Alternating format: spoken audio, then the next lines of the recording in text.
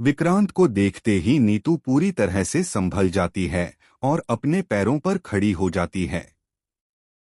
यह देखकर हर कोई हैरान रह जाता है।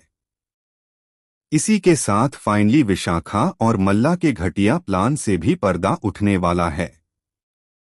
जी हां दोस्तों, सीरियल मन्नत की आने वाली कहानी में जबरदस्त और बेहद इंटरेस्टिंग मोड़ देखने को मिलने वाला है। लोहड़ी के इस खास फंक्शन में आखिरकार वो पल आ ही जाता है जिसका दर्शक बेसब्री से इंतजार कर रहे थे।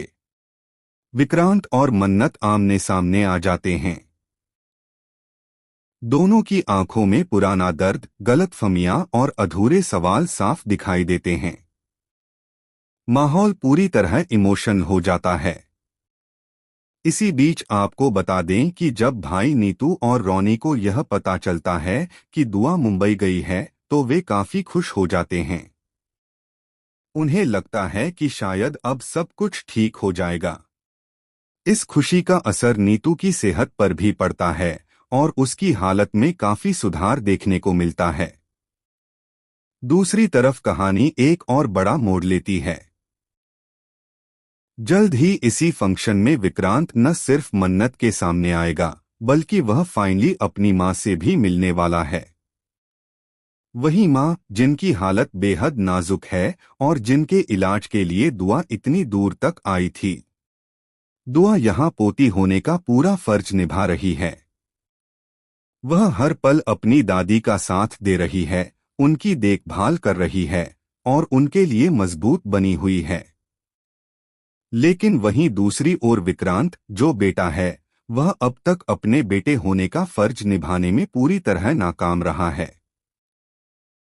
जी हां दोस्तों, एक बेटा अपनी मां के लिए क्या क्या नहीं करता, लेकिन विक्रांत ने तो हर हद पार कर दी।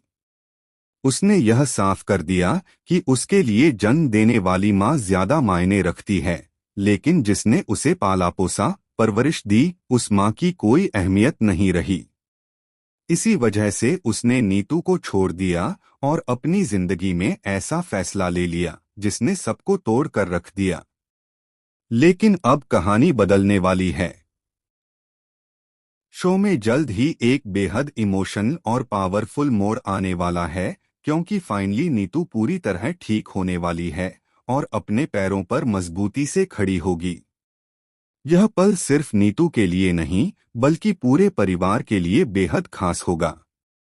इतना ही नहीं, नीतू अब सिर्फ खड़ी ही नहीं होगी बल्कि वह विक्रांत की आंखें खोलती हुई भी नजर आएगी। जब विक्रांत उसकी एक भी बात नहीं सुनेगा और अपने फैसलों